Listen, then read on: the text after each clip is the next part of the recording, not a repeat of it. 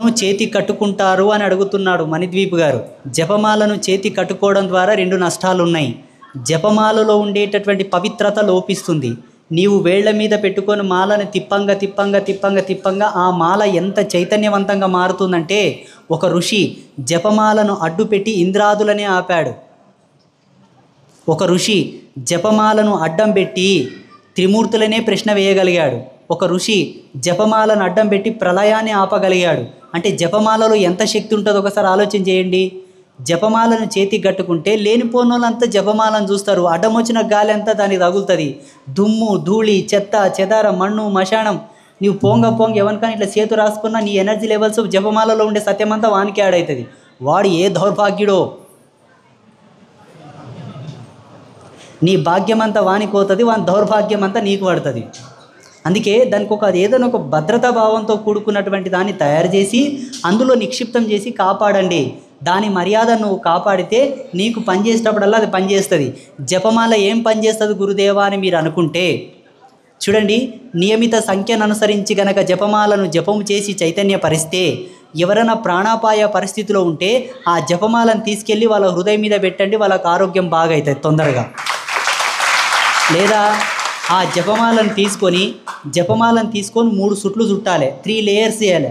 3 layers చేసి కుడి చేతిలో పట్టుకొని పణ మీద ఈ 2 కనుబొమ్మల మధ్యలో జపమాలను టచ్ చేసి మీకు దీక్ష ఇచ్చిన గురువును, మంత్రం ఇచ్చిన గురువును, ఇష్టదేవతను, కులదేవతలందరిని ఆవాహన చేస్తూ మీరు ఏ మంత్రమునైతే జపం చేస్తారో ఆ మంత్రమును 11 సార్లు లేదా 21 సార్లు ఉచ్చరించి ఆ జపమాలను కనుక ఆయన మీద ఇట్లా తాడనం చేసి తాకిస్తే ఆయన చుట్టూన్నటువంటి నెగిటివ్ ఆరా అంతా పోతుంది. ఆయన మీద ఉన్న రోగం పోతుంది, ఆయన మీద ఉన్నటువంటి పాపం పోతుంది, శాపం పోతుంది, దోషం పోతుంది, అన్నీ పోతాయి. 75-80% వ్యాధి మొత్తం నివారణ అవుతుంది. జస్ట్ 1%, 2% ఉంటుంది. ఒక గోలి, ఒక సూది వేస్తే అది కూడా పోతుంది. ఆయనకు సమస్య వచ్చినటువంటి గడియను గనక మనం పరిశీలిస్తే నెల రోజులు ఆయన పడవలసిందిగా వ్యాధి గ్రస్తించి ఉండవచ్చు. లేదా ఆయనకు వచ్చిన సమస్య కారణంగా ఆయన 6 నెలలు బెడ్ మీద పడుకోవలసి ఉండదిగా వచ్చి ఉండవచ్చు. నీవు ఈ యొక్క జపమాలను ప్రయోగించిటవు కాన 6 నెలలు, నెల రోజులు పడుకోవలసిన వాడు 1 రోజు 2 రోజులు లేస్తాడు. చూడండి, ఇంకా జపమాలతో మీరు చేసుకోవాల్సినటువంటి లాభాలు ఏంటో తెలుసా? నూతన వ్యాపారమును ఏదైనా ప్రారంభిస్తే మీతో కనుక జపమాల ఉంటే ఆ జపమాలను వ్యాపార స్థలమునందు ఒక రోజు కనుక నిద్రపుచ్చితే ఆ స్థలంలో ఉన్న దోషం, ఆ కట్టడంలో ఉన్న దోషం, ఈ వ్యాపారం నీకు సూట్ అవ్వకపోవచ్చు. నీ జన్మకుండలికి, నీ జాతక చక్రానికి, ఈ వ్యాపారానికి అనుబంధం లేకపోవచ్చు. పొత్తు కుదరని వ్యాపారాలు చేసి అప్పుల పాలైన వాళ్ళు చాలామంది ఉంటారు. అటువంటివి ఏమున్నా జపమాలను అక్కడ ఉంచి తీస్తావు కాబట్టి ఆ జపమాల నెగిటివ్ని అంతా తీసుకొని ఫిల్టర్ చేసి నేచర్లో యాడ్ చేస్తుంది. మళ్ళీ జపమాల పవిత్రంగా ఉంటుంది, చైతన్యవంతంగా ఉంటుంది, దాంట్లో ఎనర్జీ లాస్ అవ్వదు. నీకు ఎఫెక్ట్ కాకుండా జపమాలను ఎన్ని విధాలుగానే కాపాడుకోవచ్చు, వాడుకోవచ్చు. చూడండి, అంటే జపమాల ఎంత పనిచేస్తుందో మీకు తెలియదు. కొంతమంది మేధావులు, కొంతమంది గొప్పవాళ్ళు, మేధావులు అంటే వాళ్ళకి మేధావి అనే బిరుదు కూడా తక్కువనే. వాళ్ళు ఈ ప్రపంచాన్ని జయించినంత, ప్రపంచాన్ని వడబోసినంత జ్ఞాన సంపన్నులు, అంత మేధావులు ఏమంటారంటే, ఒరేయ్ మంత్రాలకు చింతకాయలు రాలుతాయా అంటారు. అసలు నువ్వు మంత్రాన్ని అభ్యాసన చేసావా? ఫస్ట్ అసలు నువ్వు మంత్రం వశం చేసుకున్నావా? మంత్రసిద్ధిని పొందావా? మంత్ర పరిపూర్ణం చెందావా? మంత్రం నీ ఆధీనంలో ఉందా? మంత్రం నీ ఆధీనంలో ఉంటే కదా చింతకాయలు రాలుతాయి. ఇప్పుడు ఎవడో ప్రశ్న వేసేటాడు, అయ్యి మంత్రాలకు చింతకాయలు రాలుతాయి అంటాడు. రాలవు, నేను కూడా ఒప్పుకుంటా, రాలవు. అసలు మంత్రాలకు చింతకాయలు రాలుతావని ఎవడు చెప్పాడు? ఎవడు చెప్పాడు? నువ్వే సృష్టించుకున్నావు. అదొక సామెత, ఊతపదం. అదొక సామెత. అనవలసిన సందర్భంలో అన్నారేమో, అది అలాగే చలామణి లోపలికి వచ్చింది. వచ్చుండుగాక, రావచ్చు, తప్పులేదు. అసలు మంత్రముల చేత చేయగలిగినటువంటి అద్భుతాల కన్నా 100 రెట్లు ఎక్కువ చేసిన వాళ్ళు ఉన్నారు. నీకు తెలుసా? నేను చూపెడుతున్నా. ఈ ప్రపంచంలో రుద్రశూలం అనేది ఎవరికి తెలియదు. ఎక్కడి నుండి వచ్చింది? మంత్రశక్తి చేతనే.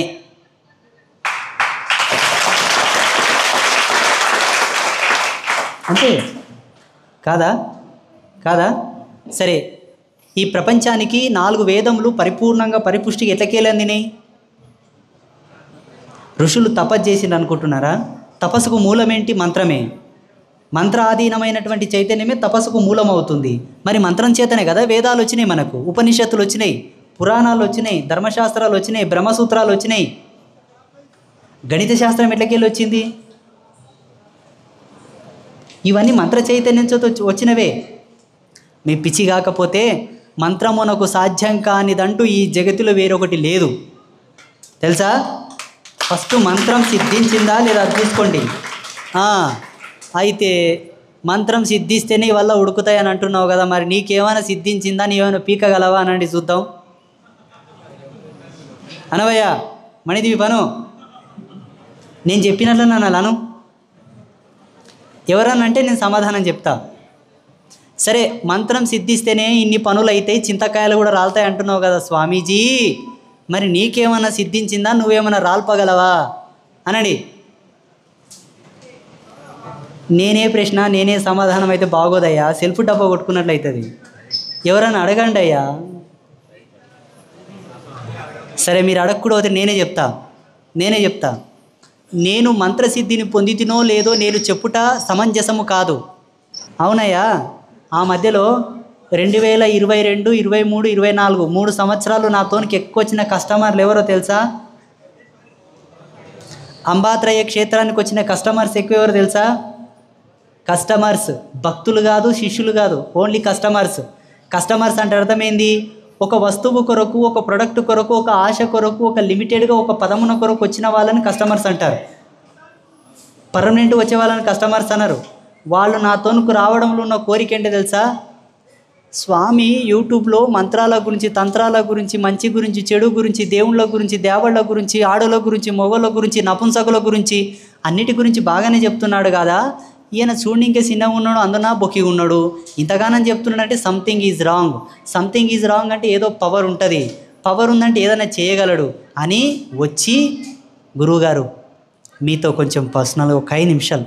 నేనేమనుకుంటా, పర్సనల్ అంటే పెండ్లమే కొట్టిందో లంజలే కొట్టిండ్రో, లేకపోతే పిల్లలే లేచిపోయిండ్రో, ఎవడన్నా పిల్లగాడే లేపుకొచ్చిండో, లేకపోతే ఎవడన్నా చేతవాడి చేసిండో, ఏమన్నా అయ్యిందో అని నేను రూమ్లోకి పోతా. చూడు, రూమ్లోకి పోయినాక, గురువుగారు బారిస్ గురికిస్తారా? బారిస్ హిందీలో బారిస్ అంటే వర్షాకాలంలో వస్తుంది కదా, ఇప్పుడెక్కడ వస్తుందని నేను పిచ్చోన్ని. బారిస్ అంటే అర్థం ఏంటంటే మంత్రప్రయోగం చేసి పైసల వర్షం కురిపియాలంట. ఎంతవరకు వచ్చింది చూడు బుద్ధి. ఇదొక పార్టీ. ఇట్లా ఒక సుమారు 2000 మంది 3000 మంది వచ్చిపోయింటారు. నాకు శాతం అయితేనా వాళ్ళ గురిపి, నాకు రాదు నాయన, నేను ఆ విద్య నేర్చలేనని చెప్పిన డైరెక్ట్.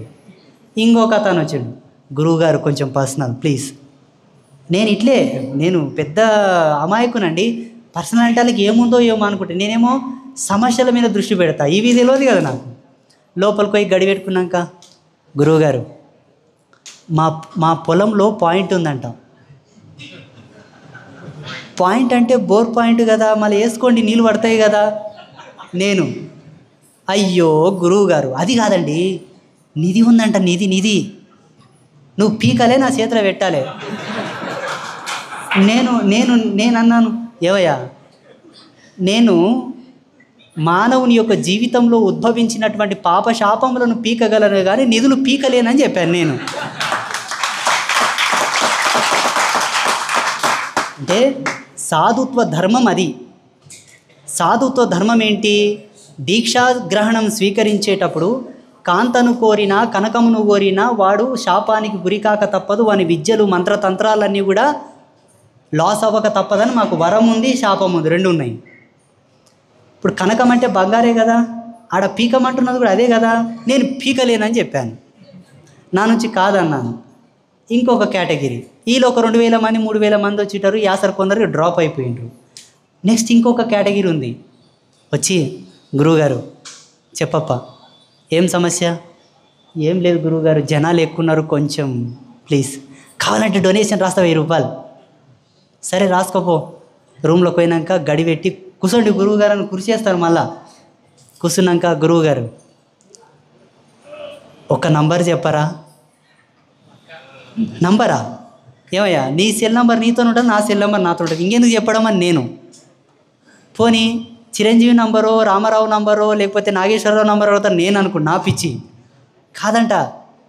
ఏదో మట్కా నంబరో ఏదో నంబర్ అంట. ఒక్క నంబర్ చెప్తే దాంట్లో డబ్బు పెడతాడంట. 1,00,000 రూపాయలు పెడితే 1,00,00,000 రూపాయలు వస్తావంట, 1,000 రూపాయలు పెడితే 1,00,000 రూపాయలు వస్తాయంట.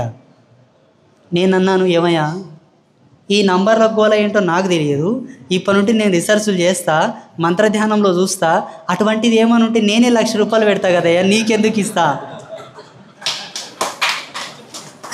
ఒకవేళ అటువంటివే కనుక ఉంటే కేసీఆర్ గారు అప్పుడు ముఖ్యమంత్రి, కేసీఆర్కు ఫోన్ చేసి ఒక 100 కోట్లు పెట్టమంట. 100 కోట్లు పెడితే ఎన్ని వస్తాయి? తెలంగాణ అప్పుల బారి బయటపడుతుంది కదా నాయన. ఒకవేళ నీకొక్కనికే నంబర్ ఇచ్చే బదులు తెలంగాణనే కాపాడవచ్చు కదా. తెలంగాణ ఇప్పటికి అప్పులో ఉంది పాపం. ఇదొక బ్యాచ్. ఇంకొక బ్యాచ్ ఉంది, చెప్పుందా? వీళ్ళొక సుమారుగా ఈ నంబర్ బ్యాచ్లు అంతా ఎంతమంది వచ్చిటారంటే ఒక 10,000 మంది వచ్చిటారండి. నిజం, నేను అబద్ధం చెప్పట్లేదు. అంటే సమాజంలో లేజినెస్ ఎంతవరకు వ్యాప్తి చెందిందో చూడండి. బద్ధకం, పేయబల్సిన శాస్త్రాలు, ఏదో గిల్లితే వస్తుందేమో అని, అది వచ్చానా నువ్వు బతికితివే. పెద్దలు ఏమంటారంటే భాగ్యమునందు బంగారు రాసి ఉంటే తప్ప అది దొరకదు. ఇంకొక మాట కూడా అన్నారు, బంగారంని నమ్ముకొని తిరిగిన వాడు బైరాగి గాక తప్పదు. అది దొరికితే నీ అదృష్టం, దాని వెనక పరిగిడొద్దు, సర్వనాశనం అయిపోతారు. ఈ మాట నేను చెప్పలేను. యోగి వేమనార్యులు మహాయోగి. ఈ కలియుగంలో అంత గొప్ప యోగి వేరొకరు పుట్టరు. వేమన యోగి లాంటి యోగి పుట్టడు. నేను ఒక యోగత్వంలో ఉన్నాను కాబట్టి దాని రుచి నాకు తెలుసు. అంటే మిగతా వాళ్ళు యోగులు కాదంటే యోగులే, లిమిటెడ్. వేమన అంతకన్నా చాలా అద్భుతమైన వ్యక్తి. వేమన యోగి ఏం చేసింది తెలుసా? ఇప్పటి వరకు, ఇప్పుడు ఆ పెద్ద ఆయన ఉన్నాడా, ఆయన గడ్డం తెల్లగైంది, వయసు అయిపోయింది ఆయనది. ఏమి అంత వయసులో ఆయన ధర్మపత్ని యొక్క శరీరం మీద, ఆయన ధర్మపత్ని యొక్క శరీరంలో ఉండేటటువంటి ధర్మం మీద ఆయనకు పూర్ణ అనుభవం వచ్చలేదు. ఇంకా సంభోగం చేసిడు, పిల్లల్ని కన్నాడు, అనుభవించుడు, కానీ అనుభవంతో ఉండేటటువంటి మూలమైన శోధించలేడు. కానీ వేమన యోగి ఆడదాని యొక్క మర్మమును 60 రకాలుగా విప్పి చెప్పిండు. అంటే ఎంత అనుభవిస్తే, ఎంత భోగం చూస్తే అంత గొప్పగా చెప్పింటాడు చూడండి. అంతటి యోగి ఏమన్నాడు తెలుసా? కాంత వెనక పరిగిడిన వాడు, కనకము వెంట పరుగిడిన వాడు ఎన్నటికైనా నాశనం కాక తప్పదని చెప్పిండు. ఎందుకంటే ఆయనకు అభిరామ్ అనే ఒక స్నేహితుడు ఉండేవాడు. అభిరామ్ ఆయన అవసలాయన ఆయనకు వేమన యోగి వేమనార్యులు ఏం చెప్పారంటే, ఆయన రెడ్డి రాజుల కులంలో పుట్టిన వ్యక్తి, మంచి సంపన్నులు ఆ కాలంలో. ఆయనకు విశ్వద అనే ఒక వేశ్య చేత సాంగత్యం ఉండేది. ఆమె ఏ రాత్రి గడపాలన్నా ఒక దమ్మిడి బంగారు కాసు ఇస్తేనే పడుకునిచ్చేది. ఎప్పుడు పోయినా బంగారు అడిగేది. బంగారు లేదు ఆమె పడక ఇచ్చేది కాదు. దీని మీద మన్ను పోయి ఎప్పుడు పోయినా బంగారు అడుగుతుంది, యానుంటి తెత్తా అని చెప్పి అభిరామ్కి చెప్పిండు. అభిరామ్, మనం బంగారుని ఎందుకు తయారు చేయకూడదు? ఇక్కడ లంచకీయలే కాబట్టి. మరి పండనియేదయ్యా ఆవిడ. కానీ విశ్వద కారణజన్మురాలు. వేమన యోగి ఒక ఋషి, శాపము చేత ఆ కులంలో పుట్టాల్సి వచ్చింది. ఈనాడు రెడ్డి వంశంలో పుట్టిన వాళ్ళందరూ వేమన యోగి ఫోటో ఇంట్లో ఉండాలి. రెడ్డిలకు అందరికీ బాగా గుర్తుపెట్టుకోండి. ఎవ్వరు పెట్టుకునిలేరు, అసలు తెలియదు కూడా వాళ్ళకు. రెడ్డి వంశం అంతా కూడా ఆయనకు దాసులై ఉండాలి. ఇప్పుడు లేస్తాను అతను ముఖం చూసి బయటికి రావాలి. నడమంతలు వచ్చిన గురువులో ఫోటోలు పెట్టుకున్నారు, పిచ్చి కాకపోతే. నడమంతలు నినమన్న వచ్చిన వాళ్ళండి. ఆయన ఒక పెద్ద కారణజన్ముడు. చూడండి, శంకర భగవత్పాదుల వారు ఒక కళను అనుభవించుటకు పరకాయ ప్రవేశము చేసిన తర్వాత జన్మను పరిపూర్ణం చేసుకున్నారు. తెలుసా? మీరందరూ చూసారా? కానీ వేమన యోగి ఎవరి సంవాదము లేకుండానే ఆ భోగాన్ని అనుభవించి ఆత్మజ్ఞానాన్ని చెప్పిడు. ఎంత గొప్ప యోగి ఉండవచ్చు! సహజ సిద్ధంగా అన్నమయ్య సినిమాలో శ్రీ వెంకటేశ్వర స్వామి మాట అంటాడు కదా, కామిగాక మోక్షగామి కాలేడని. అవునా? ఆ కామ్యములు వేరులేండి, మీకు ఇంకోలాగా అర్థమైంది. అందులో డబల్ మీనింగ్ ఉంది, మీకు తెలియదు. అది యోగులకు ఒకలాగా వర్తిస్తుంది, సంసారికులకు ఒకలాగా వర్తిస్తుంది. అప్పుడు అభిరామ్కి చెప్తాడు, ఏమయ్యా మనం బంగారు పండిస్తే అయిపోతుంది కదా. అభిరామ్ అంటాడు, అది ఎట్లా సాధ్యం వేమయ్యా అంటే, ఎందుకు సాధ్యం కాదని సిద్ధనాగార్జున తంత్రం తీసుకొచ్చి మొత్తం చదివి చెప్తాడు. ఫలానా పసురు తీసుకురా, పాదరసం కలుపు, రాగి కలుపు, దాంట్లో ఇది కలుపు, ఇవి కలిపి ఇన్ని రోజులు మక్కబెట్టు, తర్వాతకి పసురు విండు, అది బంగారుగా మారుతుందని చెప్పాడు. దాన్ని రసవిద్య అంటారు. రసవిద్య ప్రయోగము చేసి బంగారాన్ని తయారు చేయగలిగారు. బంగారము తయారయ్యేటటువంటి దశమునకే ఈయనకు వైరాగ్యం వస్తుంది. కాంతను త్యాగం చేస్తాడు, కనకాన్ని త్యాగం చేస్తాడు. చూడండి, ఇప్పుడు ఆమె తోనుకు పోయేటప్పుడల్లా బంగారు అవసరం ఉండే, కానీ చివరికి ఆత్మజ్ఞానం పొంది పూర్ణమైనటువంటి మర్మము మార్మికత తెలుసుకొని ఆత్మ విజ్ఞాన వికాసముని ఎరిగిన తర్వాత ఆమెను త్యాగం చేసి ఆమె కాళ్ళు మొక్కి ఆమె కాళ్ళు కడుక్కొని నెత్తిమీన చల్లుకొని వైరాగ్యం పొందిపోయేటప్పుడే వారి స్నేహితుడు వస్తాడు. వేమయ్య వేమయ్య వేమయ్య, ఇన్నేళ్ళు మనం కష్టపడ్డ ఫలం ఈరోజు సఫలమైంది, ఇదిగో బంగారం అని చెప్తే ఆ బంగారును చూసి నవ్వుతాడు. అప్పుడు ఆయన స్నేహితుడికి పిచ్చెక్కిపోతుంది. బంగారుని నన్నే తయారు చేయమన్నాడు, తానే తయారు చేయమన్నాడు. ఇన్నాళ్ళు కష్టపడితే బంగారు వన్నెకు రాలేదు, వన్నెకు వస్తే తూకంకి రాలేదు, తూకం వస్తే వర్ణం రాలేదు. ఇప్పుడు అన్నీ వచ్చిన తర్వాత బంగారు తీసుకోమంటే నవ్వుతాడేంటి, పిచ్చోడు అంటాడు. నిజంగానే పిచ్చోడు అంటాడు. అంత దూరం పోయి వెనక్కి తిరిగి చెప్తాడు అభిరామ్, ఇదే మాట అంటాడు, కాంతను నమ్ముకొని పరుగిడినవాడు, కనకమును నమ్ముకొని పరుగిడినవాడు ఎన్నటికీ సుఖపడడు, బాగుపడడని. ఈ పిచ్చోళ్ళు వచ్చి నన్ను బంగారు వీకమంటారు, ఈ పిచ్చోళ్ళు వచ్చి నన్ను బంగారు వీకమంటారు. పీకవలసిన సత్తా నాకున్న, నాకు శాపం ఉంది, వీళ్ళకి తెలియదు. అట్లా పీఠానికి 99% మంది భక్తులు రావడం బంద్ అయిపోయినారు, కేవలం పిచ్చి కోరికల కొరకే. నేను వాళ్ళకు నెంబర్లు ఇవ్వలేదంట, వాళ్ళు రావడం బంద్ అయినరు. వాళ్ళకు గంట్లు పీకి ఇచ్చిలేనంట, రావడం బంద్ అయిపోయినరు. ఒకవేళ నేను గంటు పీకి ఇవ్వగలను, నేను బంగారు పీకి నీకు ఇస్తా, మట్కా నంబర్ చెప్తా, లేకపోతే బారిస్ ఉరిపిస్తా, డబ్బు సంపాదించి సుఖంగా ఉన్నవాడు ఎవడన్నా ఉన్నాడా నాకు చూపెట్టి చూస్తా. ఒక పెద్ద పులిని సాకినోడు ఎవడు కూడా దాన్ని సాకడానికి సాకుతాడేమో ఫేమ్ కోసం, సాకనికే పెద్ద పులిని సాకుతాడు, కానీ 24 గంటలు గుండెలో భయం పెట్టుకొని సాకుతాడు. ఒక విషసర్పాన్ని సాకగలం ఎంతకాలం, అది ఎప్పుడైనా కాటు వేయగలదు, అంతకన్నా 100 రెట్లు భయంకరమైనవి ఇవి.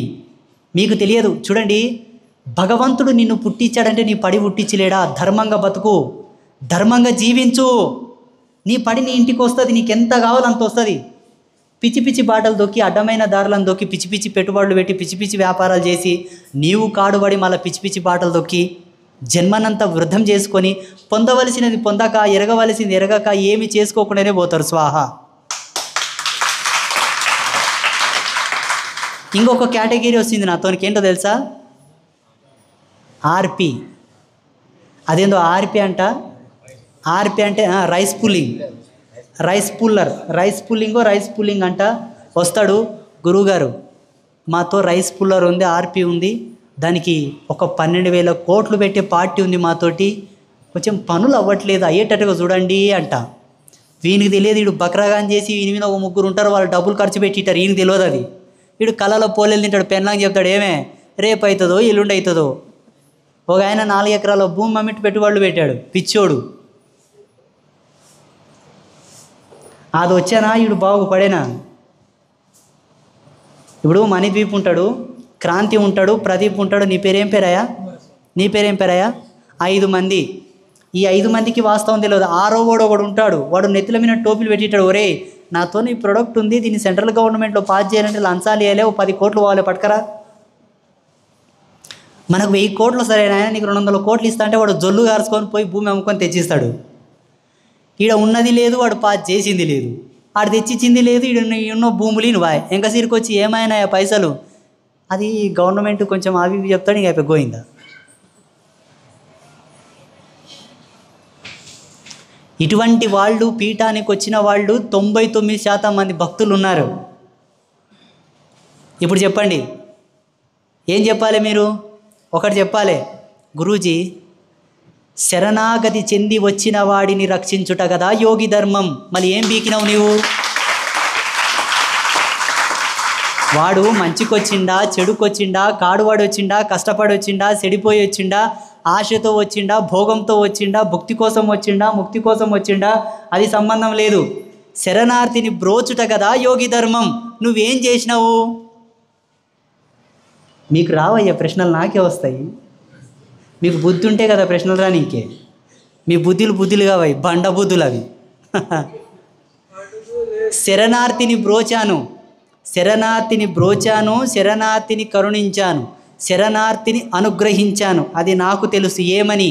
అమ్మ చెంతకు వెళ్ళి చెప్పాను, అమ్మా ముట్టుమాయలో వచ్చాడు ఈయన, తెలియకనే వచ్చాడు, అది వాస్తవం అనుకుంటున్నాడు, అది వాస్తవం కాదు. ఆయన జీవితాన్ని సన్మార్గంలో నడిపి మంచి బుద్ధిని ఎరుకను ఇవ్వు, ఆయన దాన్ని పసిగట్టగలగాలి. ఇది వాస్తవము కాదు, ఏదో ఒక కిరాణం కొట్టు, ఒక వ్యాపారము, పండ్ల వ్యాపారమో, పూల వ్యాపారమో, ఒక చెప్పుల దుకాణమో, బట్టల దుకాణమో, పాల వ్యాపారమో, పూల వ్యాపారమో, ఏదో ఒక వ్యాపారము చేసుకొని కష్టేపడి అన్న వేద సత్యాన్ని సత్యం చేయాలన్నది నాకు కలగాలని, అనుభవం ఆయనకు రావాలని నువ్వు ఆయన బుద్ధిలో నిలబడు. ఆయనకు ఆ రిలీజింగ్ చెప్పి సెల్ఫ్ రిలీజ్ అవ్వాలి. ఆయన ఆ ఎరుకను తెప్పి అని అమ్మవారి ముందుకెళ్ళి అమ్మను మొక్కుకున్నా. ఇది మాత్రం చేశాను, నేను ఇంకేం చేయలే. ఇంతకంటే ఎక్కువ ఏం చెప్తావు? మళ్ళా ఓన్ ముందలకు ఒరే ఇజ్జేయకరా నన్ను తిట్టిపోతాడు ఎకతకానండి. ఎందుకంటే కాకలు ఉంటాడు ఆయన, కాక ఫుల్ కాక.